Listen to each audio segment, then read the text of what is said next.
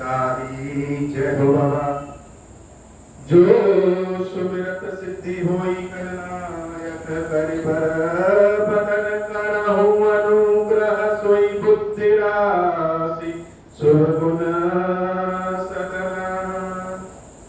वंदौ गुरुपद पद्म परागा सूरज सुबास सरस अनुरागा।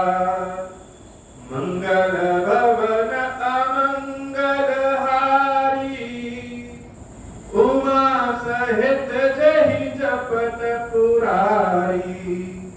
सुमिर शिवा शिव पाई पसाऊं वर्णो राम चरित चित चाऊं।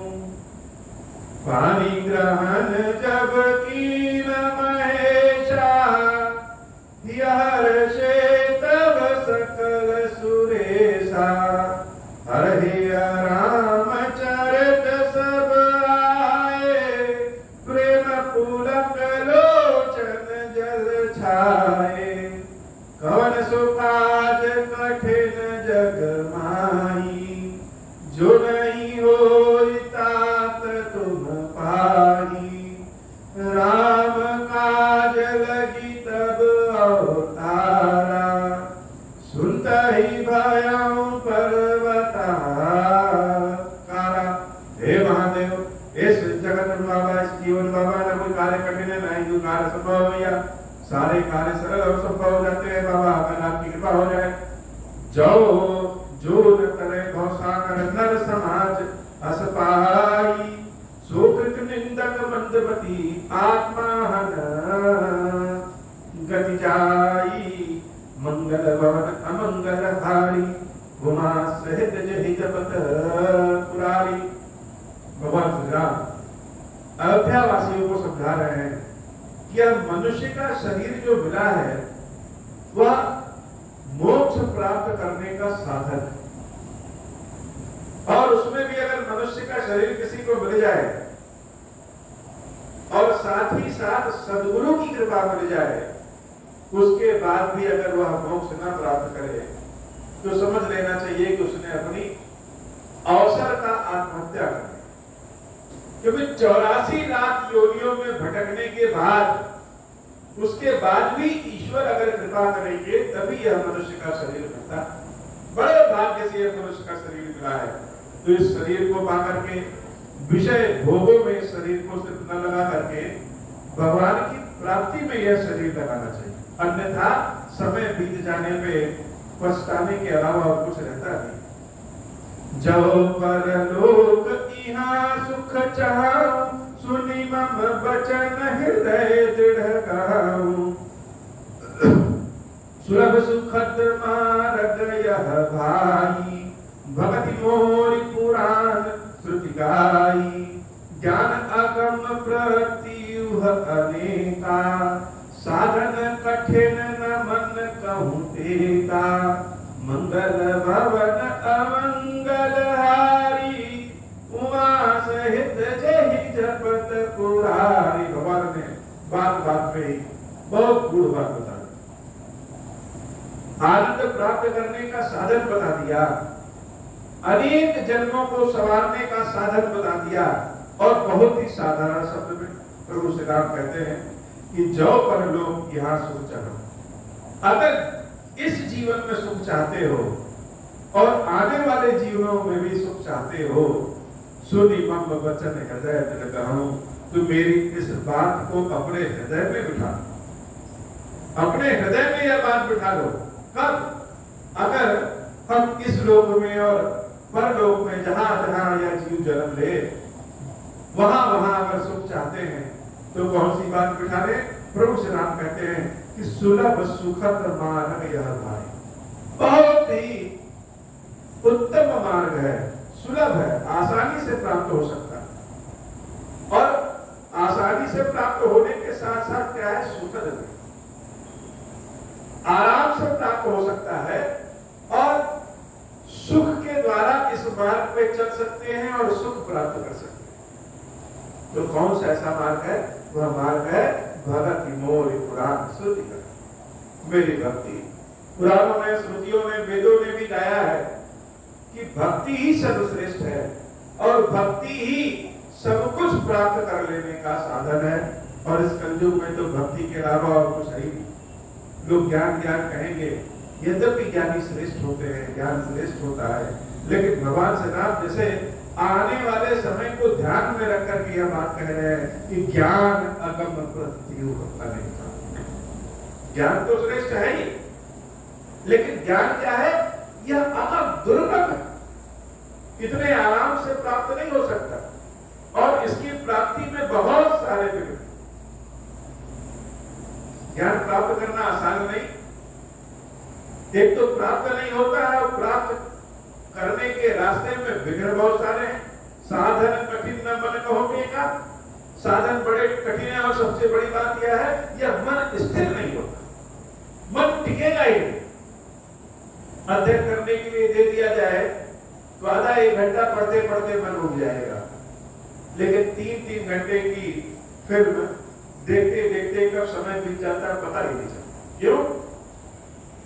क्योंकि अध्ययन में मन को लगाना पड़ता है और फिल्म में, विषयों में यह मन अपने आप लगा हुआ रहता है। अर्थात जहां मन लग जाए वह रास्ता सुखद और आसान हो। तो सब कुछ तो मन को साधने की ही बात है, इसलिए इस मन को कहा भक्ति में लगा देना चाहिए। यह भक्ति का रास्ता सुखद है, सुलभ है और हर तरह के कष्ट को दूर कर देने वाला और सुख प्रदान करने वाला है। करत कष्ट बहु पावक को भक्ति ही न मोहि प्रिय न हो। ज्ञान तो बहुत लोग कोशिश करते हैं प्राप्त करने का, कोई कोई पाता है, और जो ज्ञानी हो जाए वह भक्त ना हो, भक्ति ना हो, तो ऐसा ज्ञानी भी मुझे नहीं प्रिय। किसी के अंदर बहुत ज्ञान हो और विनम्रता न हो तो कोई भी ऐसे व्यक्ति को पसंद नहीं करेगा, कहेगा ज्ञान तो है लेकिन विनम्रता नहीं। और विद्या कदापि विनय, विद्या जिसके पास होता है उसके पास विनय आ ही जाता। अगर विनय नहीं आया तो कोई नहीं पसंद करेगा। स्वयं प्रभु श्री राम कहते हैं कि अगर कोई ज्ञानी व्यक्ति है और उसके पास भक्ति नहीं है तो वह मुझे प्रिय नहीं है। भक्ति स्वतंत्र सकल सुख खान, भक्ति तो स्वतंत्र है, किसी के चंगुल की नहीं, यह तो स्वतंत्र है, भगवान के डोर से डोर मिलाने वाली है, भगवान के चरणों का दर्शन कराने वाली है, हर तरह के कष्ट बाधा को दूर करने वाली है और ईश्वर से साक्षात्कार कराने वाली है। तो भक्ति स्वतंत्र सकल सुख खानी, भक्ति में कोई भी बेड़ी नहीं है। ऐसा नहीं है अभी अगर अंधेरा हो जाए और हम ज्ञान प्राप्त करना चाहें तो हो सकता है कोई पुस्तक पढ़ ना पाए, लेकिन जिसके हृदय में भक्ति आ गई, जिसके हृदय में भक्ति प्रतिष्ठित हो गई, वह अंधेरा हो, उजाला हो, दिन हो, रात हो, स्नान किया हुआ व्यक्ति हो या गंगा में स्नान किया व्यक्ति हो या ना स्नान किया हुआ व्यक्ति हो, प्रेम तो कहीं भी उत्पन्न हो जाए। जैसे अपने बच्चों को गोदी में लेने के पहले या उनसे प्रेम करने के पहले व्यक्ति ये नहीं सोचता है कि हम शुद्ध है कि नहीं शुद्ध है। वह तो बच्चे सजे सवरे हो तो भी अच्छे और न सजे सवरे हो तो भी अच्छे। वैसे ही भक्ति अगर किसी के हृदय में जागृत हो गई, भगवान के प्रति अगर भक्ति जागृत हो गई, तो यह भक्ति हर तरह से स्वतंत्र है, किसी चीज की जरूरत नहीं। ऐसा नहीं है कि यह नहीं होगा तो भक्ति नहीं हो, भक्ति तो होनी है, वो तो प्रेम है, वो तो स्वतः जागृत हो जाएगी। कब? जब भगवान की कृपा हो जाए। भक्ति स्वतंत्र सकल सुख खानी, बिन सुख संग न पावै। लेकिन अब प्रश्न यह है कि अगर भक्ति इतनी आसान है तो होती क्यों नहीं? होती क्यों नहीं? प्रभु श्री राम केवल प्रश्न नहीं उठाते, भगवान प्रश्न का उत्तर भी देते हैं। और उत्तर कैसा? ऐसा उत्तर जिसको हर कोई कर सके। अगर भक्ति स्वतंत्र है, भक्ति कष्टों को दूर करके सुख प्रदान करने वाली है, तो भक्ति होती क्यों? भक्ति कैसे मिलेगी? यह तो बताना जरूरी है? सारे लोग बता देते हैं कि पढ़ो पढ़ो पढ़ो, लेकिन पढ़ाई में मन कैसे लगे यह कोई नहीं बताता। यह उपदेश देना तो बड़ा आसान है कि मन लगाओ, बाहर के विषयों में मन न लगाओ, अपनी पुस्तक में मन लगाओ, यह तो बहुत आसान है। लेकिन अगर हम अपने शरीर को देखें तो हमारे शरीर में जितनी इंद्रियां बनी है सब बाह्य जगत को देखने के लिए बनी। आंखों से बाहरी दुनिया को देखा जा सकता है, कानों से बाहर की आवाज की सुना जा सकता है, त्वचा से बाहर की चीजों को स्पर्श करके समझा जा सकता है, नाक से बाहरी सुगंध को सूंघा जा सकता है। हर तरह की जितनी भी इंद्रियां हैं सब बाह्य जगत की ओर ढकेल रही है। भीतर मन में देखने वाला क्या है? और जब सारी इंद्रियां बाह्य जगत में है तो मन कहां लगेगा? मन तो बाहर ही लगेगा। तो मन बाहर लगेगा और हमको मन को खींच करके अंदर ले आना है, तो बहुत बड़ा काम है, यह आसान काम नहीं। तो भक्ति होगा कैसे? भगवान श्री राम बहुत सहज रास्ता बताते हैं कि बिनु सत्संग न पावहि प्राण। बिना सत्संग के भक्ति प्राप्त नहीं होती। अब कैसे? जैसे कभी कोई फिल्म देखिए और उस फिल्म में अगर रोने वाला दृश्य चल रहा है तो व्यक्ति का मन रोने का करते हैं। उस फिल्म में अगर कोई हास्य दृश्य चल रहा है तो फिल्म देखने वाला व्यक्ति हंसने लगता है। अर्थात जो हम देखते हैं वैसा ही हमारा मन करने लगता है, जो हम सुनते हैं वैसा ही हमारा मन करने लगेगा। अगर कोई व्यक्ति गाली दे रहा है और कान में गाली की आवाज जा रही है तो उस व्यक्ति को स्वयं गाली देने का मन करने लगता है। अर्थात हम जो सुनते हैं, जो देखते हैं, वही करने का मन करता है। तो भक्ति कहां से मिलेगी? भक्ति मिलेगी सत्संग से। जब हम सत्संग सुनेंगे, सत्संग करेंगे, सत्संग कहेंगे, यह सत्संग क्या है? सत्य का संग ही सत्संग है। सत्य का संग, सत्य का संग क्या है? ईश्वर के अलावा संसार में और सत्य क्या है? तो जब भगवान की कथा, भगवान की पूजा अर्चना, भगवान की सेवा और अनेक तरह की भगवान से संबंधित चीजों को जो हम सुनेंगे, देखेंगे, करेंगे तो अपने मन में वही चीज उत्पन्न होने लगेगी। मन भी करेगा कि लाओ हम भी करें। महादेव जी को जब चंदन का लेप लगाइए या महादेव जी के ऊपर जब दूध चढ़ाइए तो अगर देखने वाला व्यक्ति और देखेगा तो उसके मन में भी एक बार आ जाता है कि लाओ हम भी चढ़ा। महादेव जी की सेवा पूजा तो ऐसी है कि छोटा बच्चा भी अगर देखे कि महादेव जी को जल चढ़ाया जा रहा है तो उसकी भी इच्छा करेगी कि लाओ जल हम भी चढ़ा देंगे। उसको भी जल चढ़ाने में आनंद आने लगता है, उसका मन भी महादेव की सेवा पूजा में लग जाता है। क्यों? क्योंकि जो जल चढ़ाते हुए देखता है कि ये देखने में कितना अच्छा लग रहा है तो मन करता है भी चढ़ाए। यह सत्संग है। बच्चे जब यह देखते हैं तो उनके हृदय में भगवान की भावना जन्म ले लेती है और उनके बढ़ोतरी के साथ, उम्र बढ़ने के साथ साथ यही भावना ही दर्शन बन जाता है और यही दर्शन भक्ति बन जाती है, प्रेम बन जाता है। तो बहुत सीधा सा उत्तर है, भक्ति मिलेगी कहां से? तो जब सत्संग करेंगे तभी प्राप्त होगी, बिना सत्संग के प्राप्त नहीं होगी। बिनु सत्संग न पावहि प्राणी। देखते देखते भगवान की कथा सुनते सुनते भगवान का चिंतन हो जाता है। तीर्थों में जो लोग जाते हैं कि चले रामेश्वरम महादेव जी का दर्शन करें, काशी विश्वनाथ महादेव जी का दर्शन करें। क्यों? क्योंकि वहां जब जाते हैं तो चलते चलते कानों में भी हर हर महादेव, हर हर महादेव, हर हर महादेव जो सुनाई देता है तो यह जिह्वा अपने आप हर हर महादेव, हर हर महादेव करती। इसलिए लोग तीर्थ में जाते हैं, न चाहते हुए भी सत्संग प्राप्त हो जाता है। एक भिखारी वहां बैठा है तो आते जाते बम बम भोले सुनेगा तो हर बात में वो भी बम बम भोले दोहराने लगता है। वृंदावन में जाइए तो खाते समय भी राधे राधे, खिलाते समय भी राधे राधे, आते समय भी राधे राधे, चलते समय भी राधे राधे। अयोध्या में जाइए तो जहां जाएंगे जय श्री राम, जय सिया राम, जय सिया राम। बाबा खीरेश्वर महादेव के यहाँ ये तो ओम श्री राम, ओम श्री राम, ओम श्री राम। यही सत्संग है। और कोई सत्संग विशेष नहीं है कि बहुत बड़ा मंच बने, बहुत सारे लाउड स्पीकर लगे, लाइट लगे, वाद्य यंत्र चले और तब हम बैठ के सुने तो उसको कहेंगे सत्संग। जहां भगवान की कीर्तन पूजन हो जाए, 2 लोग 4 लोग 1 लोग अकेले, जहां प्रभु में मन लग जाए, सुनने और सुनाने की इच्छा कर जाए, वही सत्संग है। और इसी से भक्ति उत्पन्न हो जाती है। बिनु सत्संग न पावन प्राणी। अच्छा, सत्संग से तो भक्ति मिलेगी, लेकिन अब प्रश्न यह है कि सत्संग कैसे मिलेगा। आज कहीं स्टेज लगा दिया जाए और राम कथा सुनाया जाए तो शायद 10-20 लोग भी सुनने ना आए,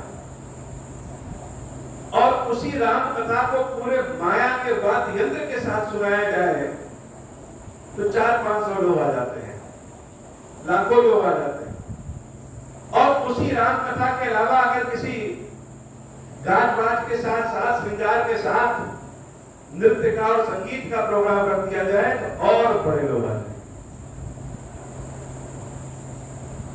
तो सत्संग कहां से ढूंढें? जिसके पास जाएंगे उसकी अपनी समस्या है। किसी के पास खाने के लिए नहीं है, किसी के पास बीमारी से समस्या है, किसी के पास पहनने के लिए नहीं है। हम अपना दुख अगर कहीं बाहर बांटने जाएं तो बहुत ढेर सारा दुख लेकर के चले। संसार में हमसे ज्यादा दुखी लोग हैं, तो सबके पास जाएंगे तो सत्संग करने की बजाय दुख संग हो जाता है। या तो किसी पार्टी में जाए तो मिल जाए। तो सत्संग कैसे मिले, लोग कैसे मिलेंगे जो भगवत चर्चा करें? तो प्रभु श्री राम कहते हैं कि पुण्य पुंज बिनु मिलहि न संता। सबको नहीं मिलता है, इतना आसान थोड़ी है कि खीरेश्वर महादेव जी के यहाँ बैठ करके बाबा के सामने कथा सुना और सुन लिया जाए, महादेव जी को जल चढ़ा दिया जाए। सबको सत्संग नहीं मिलता। कैसे मिलेगा? पुण्य पुंज बिनु मिलहि नहीं संता। संत मिलेंगे तब तो सत्संग होगा, और संत कैसे मिलेंगे? जब पुण्य प्राप्त हो। 5 स्टार होटल में अगर जाना हो तो जेब में पैसा लेके जाना पड़ेगा। उसी तरीके से यह संत क्या है? यह संत आध्यात्म के 5 स्टार। कहने का मतलब यह बहुत ऊंची चीज है सर। यह दिखने में नहीं लगेगा कि यह बहुत ऊंची चीज है, बहुत साधारण वेशभूषा में, लेकिन यह बहुत ही आध्यात्मिक पहुंच रखते हैं। यह मिलेंगे कैसे? यह मिलेंगे जैसे भौतिक चीजें धन से उपलब्ध होती हैं, उसी तरीके से आध्यात्मिक चीजें पुण्य से उपलब्ध होता है। तो संतों का दर्शन पुण्य से प्राप्त होता है। अब भक्ति सत्संग से मिलेगी, सत्संग संतों से मिलेगा, और संत कैसे मिलेंगे? संत पुण्य से प्राप्त होंगे। तो यह पुण्य कैसे मिले? इस कलयुग में तो कोई पुण्यात्मा है ही नहीं। विशेषकर इस कलयुग में कहां कोई पुण्य प्राप्त करे। अब अगर खीरेश्वर महादेव जी को आरती भी दिखाएं तो उसमें भी लाभ की इच्छा आ जाती है। कलयुग की एक विशेषता है कि कलयुग के सारे शुभ कर्म लाभ की लालसा में किए जाने लगे। अर्थात हम चाहें कि महादेव जी का अभिषेक कर दें सावन में, तो हमारे मन में आएगा सावन में क्यों? क्योंकि सावन में महादेव का अभिषेक करेंगे तो महादेव बहुत जल्दी प्रसन्न होंगे। महादेव को बहुत जल्दी प्रसन्न करने की आवश्यकता क्या? तो महादेव जब बहुत जल्दी प्रसन्न होंगे तो धन संपदा यश कीर्ति की कृपा करेंगे। अर्थात हमारा रुद्राभिषेक भी शुभ लालसा के, शुभ कार्य भी लालसा के वशीभूत हो। तो जैसे हम धन दे करके कुछ खरीद लें तो पुण्य मिला था। हम तो बाबा का अभिषेक कर रहे हैं कि लालसा में, अब हमें वह प्राप्त हो गया तो फिर हमारा पुण्य तो उसी में खर्च हो गया, तो मिला था। इस कलयुग में पुण्य कैसे मिलेगा? तो प्रभु श्री राम ने उसका भी उत्तर बहुत साधारण शब्दों में दिया है कि पुण्य कुंज बिन मिल ही नहीं संता, सत्संगति संसित कर अंता, पुण्य एक जग महु नहीं दूजा, मन क्रम वचन वेद पद पूजा। बहुत ही साधारण है, भगवान ने बहुत साधारण शब्दों में कहा कि पुण्य प्राप्त करने का एक जो सबसे साधारण तरीका है, वह साधारण तरीका है कि मन क्रम वचन विप्र पद पूजा। मन से, कर्म से, वचन से विप्रों के प्रति आदर भाव आ जाए। आजकल श्री रामचरितमानस की प्रतियां समाज में फाड़ दिया। बहुत लोग राजनीतिक कारणों से विरोध करते हैं। क्यों? क्योंकि मानस के भाव को लोग न पढ़ करके, मानस के भाव को न समझ करके, मानस के अर्थ को समझने की कोशिश करते हैं और अनर्थ समझ जाते हैं। जैसे लाइन लिखा है इसमें कि पुण्य एक जग बहु नहीं दूजा, मन क्रम वचन विप्र पद पूजा। ब्राह्मणों के चरणों की पूजा ही पुण्य प्राप्त कराती। अब यह स्टेटमेंट अगर दे दिया जाए तो सारे लोग कहेंगे कि दूसरी जातियों की बात इसमें नहीं कही गई है, केवल ब्राह्मणों की कही गई। और ब्राह्मण भी बड़े प्रसन्न हो जाएंगे कि हम तो सबसे श्रेष्ठ हैं। लेकिन यहाँ विप्र की बात की, और विप्र का मतलब सिर्फ ब्राह्मण ही नहीं। अर्थ लिखने में हम भले लिखते ब्राह्मणों के चरणों की पूजा,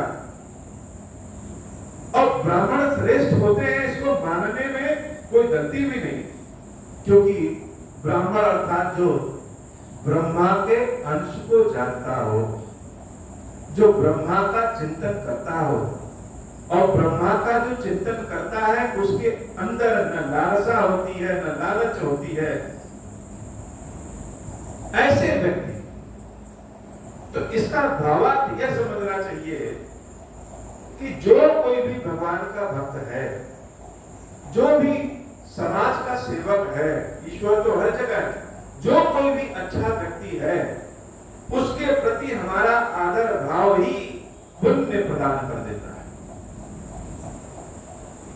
उसके प्रति हमारे किए हुए कर्म ही हमको पुण्य प्रदान कर देते हैं। और जब पुण्य प्रदान करेंगे तो उस पुण्य से संतों के दर्शन होंगे, संतों के दर्शन से सत्संग की प्राप्ति होगी, सत्संग से भक्ति प्राप्त होगी।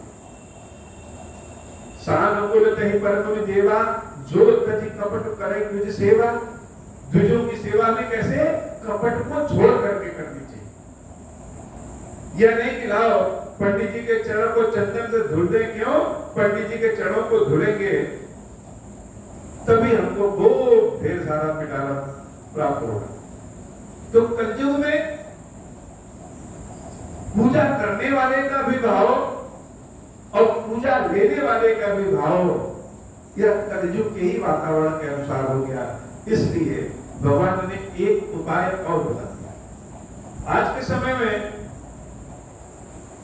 जो यजमान होते हैं वह भी चाहते हैं कि जिस महाराज जी को, जिस पंडित जी को दक्षिणा दे रहे हैं, दक्षिणा कम से कम देना पड़े और लाभ अधिक से अधिक मिले। ब्राह्मण लोग भी चाहते हैं कि दक्षिणा अधिक से अधिक मिले, जितनी जल्दी हो सके उतनी जल्दी ज्यादा मिले, चाहे ज्ञान हो या ना। किसी एक का दोष नहीं, दोष तो वातावरण का है। तो क्या अगर विप्र नहीं मिलेंगे तो क्या भक्ति नहीं प्राप्त होगी? भगवान ने कलयुग को ध्यान में रख करके एक बहुत साधारण उपाय बता दिया, और ऐसा उपाय जो बड़ा गुप्त है। गुप्त बात श्री रामचंद्र जी ही बता सकते हैं। ऐसा व्यक्ति ही, ऐसे संत ही, ऐसे भगवान ही बता सकते हैं जिनके हृदय में लालसा न हो। वह गुप्त मत क्या है? भक्ति को प्राप्त करने का तरीका क्या है? भक्ति को कैसे प्राप्त करें? साधारण स्वरूप में कैसे प्राप्त करें? मन तो भक्ति में लगता नहीं, आचरण हमारे ठीक है नहीं, कर्म हमारे ठीक है नहीं, लेकिन फिर भी भगवान के भक्ति की इच्छा हो तो भक्ति प्राप्त कैसे होगी? उसके लिए बड़े गुप्त मत को गुरु सिद्धार्थ बताते हैं और कहते हैं और एक गुप्त मत। और यह मत बताते समय प्रभु श्री राम स्वयं कहते हैं कि आप सब लोग हाथ जोड़ लीजिए और स्वयं भी हाथ जोड़ लें, क्योंकि जिसका नाम लेने वाले हैं, जिसके बारे में बताने वाले हैं, उसके समान संसार में कोई नहीं। तो प्रभु श्री राम अपने आसन पे खड़े हो जाते हैं, हाथ जोड़ देते हैं और कहते हैं और एक गुप्त मत सब ही कहूं कर जोरी, शंकर भजन बिना नर भगति न पावई मोरी, मंगल भवन अमंगल हारी उमा सहित जहि जपत पुरारी।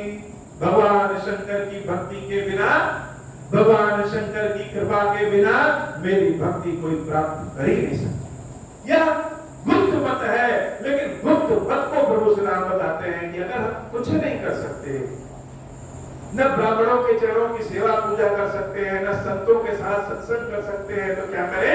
भगवान शंकर की सेवा पूजा करें। जब भगवान शंकर की सेवा पूजा में मन लगाएंगे, जब भगवान के शंकर के समक्ष पहुंचेंगे, तो मन हमारा अपने आप भक्ति को दे देगा। क्यों?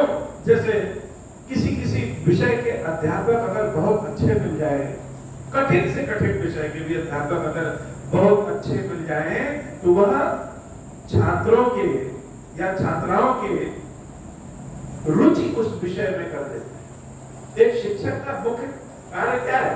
शिक्षक का मुख्य कार्य है कि वह अपने छात्र को पहचाने और उसकी रुचि को विकसित कर दे। अगर छात्र की रुचि गणित में, विज्ञान में, अंग्रेजी में, संस्कृत में, हिंदी में, भूगोल में, किसी भी विषय में जागृत हो गई, तो वह विषय चाहे कितना भी कठिन क्यों ना हो, वह सरल हो जाता है।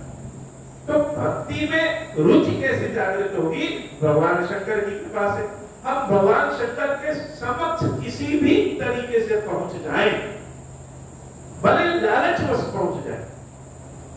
सुना है कि खीरेश्वर महादेव जी के यहाँ पहुंचने पे, भगवान शंकर के यहाँ पहुंचने पे, कोई व्यक्ति भी जो गरीब से गरीब, दरिद्र से दरिद्र होता है, वह भी बहुत अमीर बन जाता है। किसी ने सुन लिया और इस लालच में भगवान के पास आ गया कि चलो भगवान को खीर खिलाएं, खूब धन प्राप्त कर लें, नौकरी में प्रमोशन प्राप्त कर लें। तो आया तो भगवान के समक्ष लालच में, लेकिन जहां एक बार भगवान शंकर की, खीरेश्वर महादेव की दृष्टि उस व्यक्ति पे पड़ गई, जैसे लगेगा कि महादेव से प्रेम हो।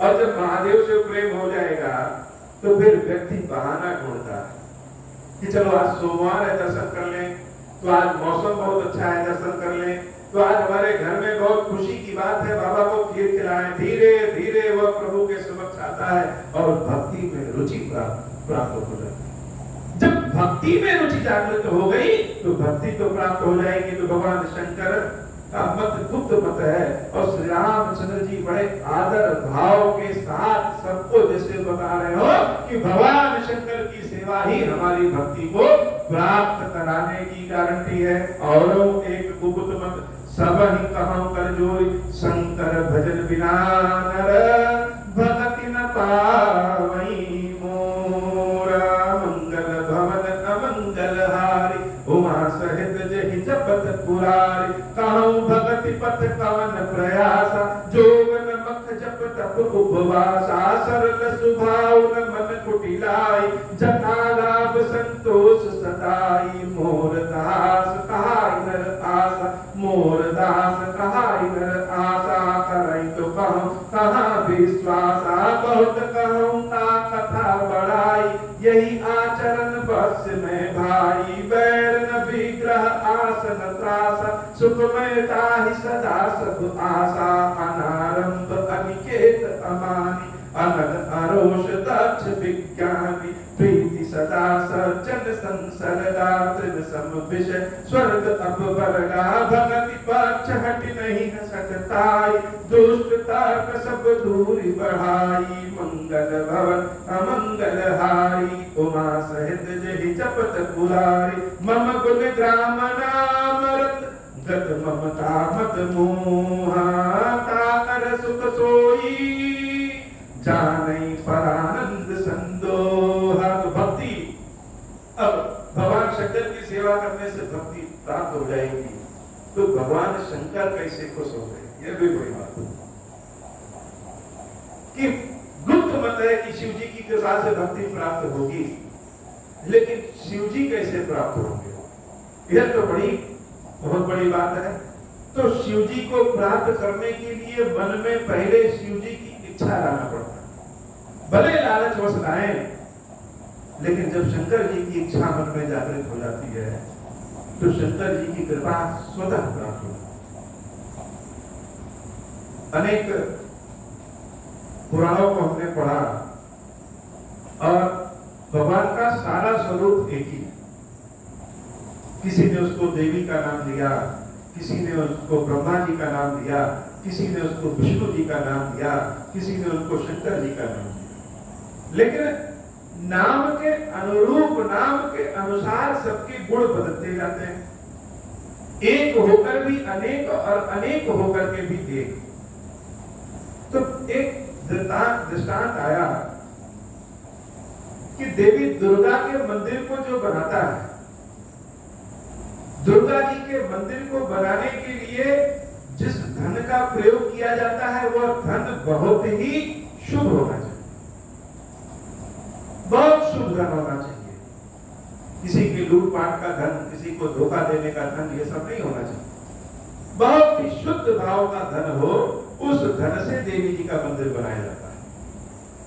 लेकिन शंकर जी का मंदिर बनाने के लिए सिर्फ मन में भाव होना चाहिए। धन कैसा है, किसका है, कहां से आया है, हर तरह का धन भगवान शंकर के मंदिर को बनाने के लिए उपयोग में लाया जा सकता है। अब ऐसा ग्रंथों में लिखा है तो लोग कहेंगे कि लाओ कहीं डकैती कर ले, किसी का छीन ले और शंकर जी का मंदिर बना दें तो काम हो जाए। ऐसा नहीं। जब हम अपने ग्रंथों को अर्थ के साथ पढ़ेंगे तो अनर्थ हो जाता है, और जब ग्रंथों को भाव के साथ, दर्शन के साथ पढ़ेंगे तो बड़ा रस निकलता है। तो उनके कहने का मतलब यह है कि भगवान शंकर एक ऐसे ईश्वर है, देवता है, प्रभु है, जिनके यहाँ बनाव श्रृंगार के साथ जाने की आवश्यकता नहीं। बनाव श्रृंगार का मतलब जैसे किसी व्यक्ति के पास हम पहुंचते हैं तो अच्छे कपड़े पहन के, अच्छा अच्छा शब्द बोल करके, लेकिन जब हम लोग घर में रहते हैं तो घर के कपड़े पहनते हैं। घर के लोग हमें ज्यादा प्रिय होते हैं, लेकिन इसका मतलब यह नहीं कि उनके सामने कोट टाई हमेशा पहने रहे। वैसे ही भगवान शंकर घर के ईश्वर, भगवान शंकर के समक्ष जाने के लिए जरूरी नहीं है कि हम बहुत अच्छे कर्मों वाले हो तभी जाए, बस पहुंच भर जाइए शिव जी के पास। हमारा काम केवल पहुंचने का है, उसके बाद तो महादेव का काम। महादेव जैसी कृपा करेंगे वैसा ही रास्ता अपने आप मिलता जाता है। तो शिव जी कैसे प्राप्त होंगे? कहा भगति पथ कवन प्रयासा, जोग नमक जप तप उपवासा। श्री रामचंद्र जी कहते हैं यह भक्ति का रास्ता बड़ा आसान है, इसके लिए यज्ञ करने की आवश्यकता नहीं है, इसके लिए व्रत रहने की आवश्यकता नहीं है, इसके लिए जंगल में जाकर के तपस्या करने की आवश्यकता नहीं है, इसके लिए तो मंत्रों की भी आवश्यकता नहीं। तो आवश्यकता किस चीज की है? शंकर जी कैसे प्राप्त होते हैं? तो सरल स्वभाव न मन कुटिलाई, जिसका मन बहुत सरल हो जाए, जिसका स्वभाव बड़ा सरल हो जाए, जिसके मन में कुटिलता समाप्त हो जाए। मन में कुटिलता, कुटिलता का मतलब हर व्यक्ति जानता है कुटिलता किसे कहते हैं। बाहर तो हम दिखाते हैं कि बड़े अच्छे हैं, लेकिन मन में हमारे भाव क्या रहते हैं? जथा लाभ संतोष सदाई। भगवान ने जो दिया है, जो प्राप्त हुआ, उसमें अगर हमको संतोष हो गया तो भक्ति की ऐसे ही प्राप्त हो जाती। और शंकर जी की भी प्राप्ति में यही मतलब कि जो भगवान शंकर की प्राप्ति करना चाहता है, पहले अपने मन में ऐसी प्रेम की गंगा बहाए कि सारी कुटिलता अपने आप समाप्त हो। प्रभु कहते हैं कि मोर दास कहाई नर आशा, करई कहूं कहां विश्वास। जो मेरा भक्त है वह दूसरों से आशा करे, तो मेरा भक्त किस प्रकार का? बहुत कहूं का कथा तथा बड़ाई यही आचरण वस्त्र में। तो भगवान के प्रति जब समर्पित हुए तो भगवान पे ही भरोसा रखा। यह भरोसा रखना इतना आसान नहीं, आजकल के सांसारिक जीवन में तो बिल्कुल नहीं। जहां मन की भाव दूसरे, शरीर के भाव दूसरे, समाज का भाव दूसरा, दिखाने का भाव दूसरा, कहने का भाव दूसरा, ऐसे बहुरंगी समाज में, ऐसे बहुरंगी जीवन में, बहुरूपिया जीवन में भगवान के प्रति भावना आए कहां से? यह भगवान की ही कृपा से प्राप्त हो सकता है और किसी दूसरी कृपा से प्राप्त हो भी नहीं सकता। आज की कथा इतनी ही। श्री खीरेश्वर महादेव जी, खीरेश्वरी मैया जी हम सब के ऊपर बाबा कृपा करें। अब हो प्रसन्न प्रभु मोह पर, नाथ दीन पर नेहु, निज पद भगति देहु प्रभु, पुनि दूसर बर देहु। तब माया वश जीव जड़, संतत फिरहि भुलाना, हम पर क्रोध न करिय प्रभु, कृपा सिंधु भगवान। शंकर दीन दयाला, अब हम पर हो कृपाला, साप अनुग्रह होई जहि विधि, नाथ थोरहि काला। दीन दयाल विरुद्ध संभारी, हरहु नाथ मम संकट भारी। जय विधि होई नाथ हित मोरा, करहु सुबेगी जानि दास मैं तोरा। राम राज बैठे त्रैलोका, हर्षित भय गए सब शोका। जय सकाम नर सुनहि जे गावै, सुख संपत्ति नाना विधि पावै। जो इच्छा करिहु मन माहि, हरि प्रसाद कछु दुर्लभ नाही। मंगल भवन अमंगल हारी, उमा सहित जहि जपत पुरारी। बोल श्री खीरेश्वर महादेव जी, खीरेश्वरी मैया जी की सदाई जय हो। खीरेश्वरम, हे भगवान शंकर, आप ऋण, पातक, दुर्भाग्य और दरिद्रता की निवृत्ति के लिए तथा संपूर्ण पापों का नाश करने के लिए मुझ पर प्रसन्न होइए। मैं दुख और शोक की आग में जल रहा हूँ, संसार भय से पीड़ित हूँ, अनेक प्रकार के रोगों से व्याकुल हूँ और दीन हूँ। खीरेश्वर, मेरी रक्षा कीजिए। देव देवेश्वर, सबको निर्भय कर देने वाले महादेव जी, आप यहाँ पधारिए और मेरी की हुई इस पूजा को पार्वती जी के साथ ग्रहण कीजिए। मेरा मंगल करिए। महादेव शंभु। ओम श्री राम, ओम श्री राम।